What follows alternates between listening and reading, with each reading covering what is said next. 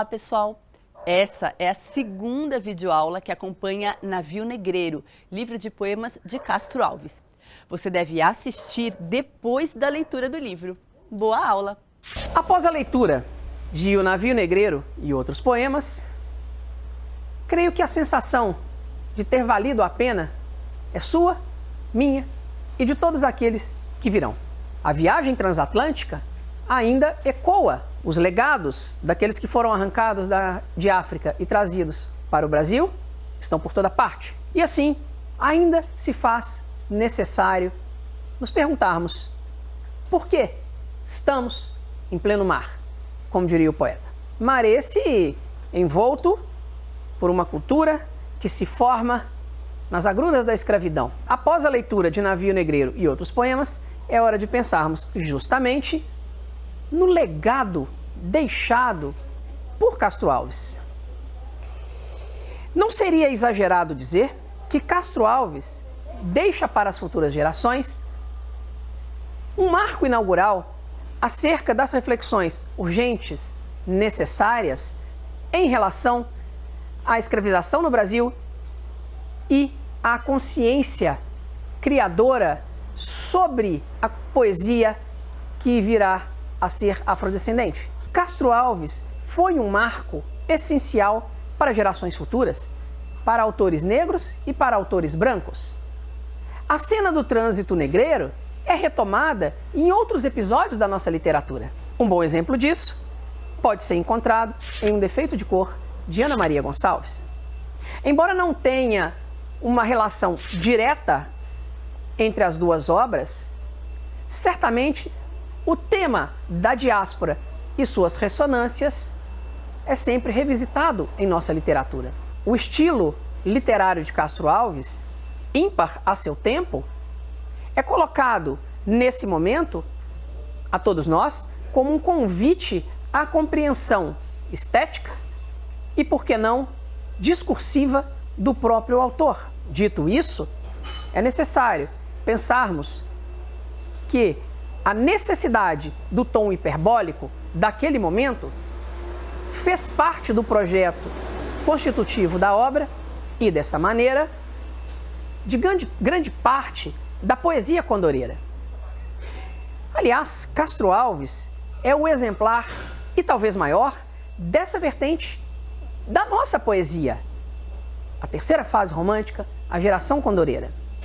Inspirada na ave condor, de voo alto, de olhar preciso, de voo certeiro, os poetas se auto-intitulavam, de certa maneira, vates, iluminados por Deus.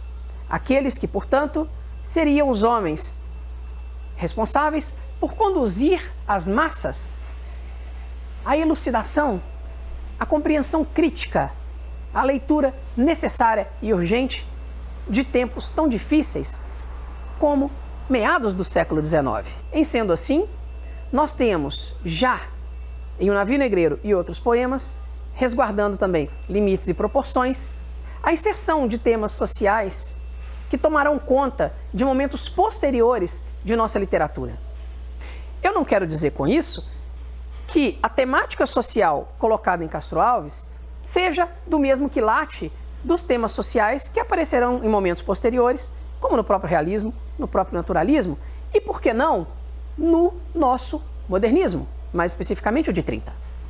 Mas quero dizer que a inserção definitiva das agruras da escravidão, dos problemas sociais em O Navio Negreiro e outros poemas fazem parte e, por que não, ajudam a reforçar uma linhagem empenhada, uma linhagem ligada às discussões dos problemas brasileiros em nossa literatura.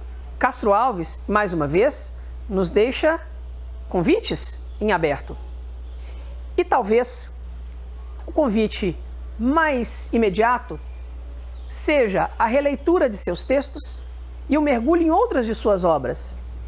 A esse respeito, deixo a você, leitor, o convite, dentre outros textos, à leitura de A Cachoeira de Paulo Afonso, que em certa medida, e para muitos, é um desdobramento de Os Escravos, não do ponto de vista da continuidade, mas do ponto de vista da temática. Deixo a você, leitor, também o convite a um outro texto fundamental, que é Gonzaga ou a Revolução de Minas. Castro Alves também foi muito ativo do ponto de vista da apreciação literária. Se pode ficar um terceiro convite, é justamente o da percepção que o poeta tinha da cena literária de seu tempo. Gostaria aqui também de comentar um episódio que está registrado em cartas envolvendo Alencar e Machado de Assis.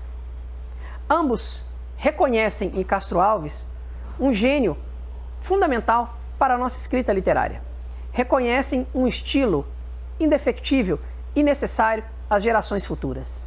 Castro Alves não foi apenas um poeta de seu tempo. É um poeta atemporal, é um poeta jamais local, porque afina a sua poesia com o diapasão da lírica ocidental. Fica, portanto, o convite a você, leitor da Antofágica, a fazer outros voos, como o condor, pelas poesias deste nosso poeta. Nós ficamos por aqui e desejamos novas leituras, outras viagens por textos da editora Antofágica. Afinal, como dizia o poeta dos escravos, estamos em pleno mar.